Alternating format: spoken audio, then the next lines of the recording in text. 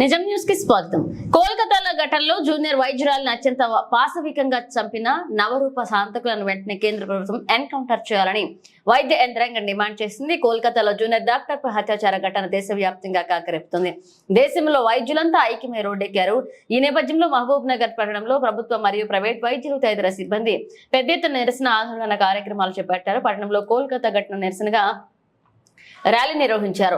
ప్రభుత్వ వైద్య సిబ్బందితో పాటు ఇండియన్ మెడికల్ అసోసియేషన్ వైద్యుల ఆధ్వర్యంలో ఆందోళన చేపట్టారు. ఈ సందర్భంగా పలువురు వైద్యులు మాట్లాడుతూ ముందు తమ ప్రాణాలను రక్షణ కల్పిస్తే తాము రోగుల ప్రాణాలు కాపాడతామంటూ వైద్యులు నినాదించారు. మరొక వైపు వైద్యుల పిలుపు మేరకు అతీతంగా విద్యార్థి సంఘాలు, ఎస్ఎఫ్ఐ తదితర సంఘాల నాయకులు ఆందోళన హాజరయ్యారు. వైద్య విద్యార్థినికి న్యాయం చేయాలని డిమాండ్ చేశారు.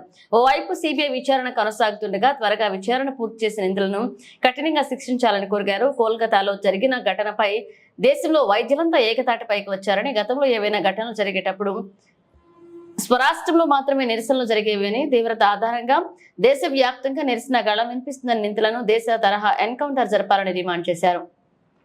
ప్రస్తుతం కోల్కతా ఘటనపై ప్రతి ఒక్కరూ న్యాయం కోసం నినాదిస్తున్నారని, మరొకవైపు ఘటనలో నిందితులని తక్షణమే అరెస్ట్ చేయాలని డిమాండ్ చేశారు. జూనియర్ డాక్టర్స్ పై అత్యాచార కేసులో ఆసుపత్రిలోని కొందరు వైద్యులు, సిబ్బంది పాత్ర ఉందని ఆరోపణలు వినిపిస్తున్నాయని కోల్కతాలో జూనియర్ డాక్టర్ ఘటనపై వైద్యులు నిరసన భారీ స్థాయిలో వ్యక్తం చేశారు.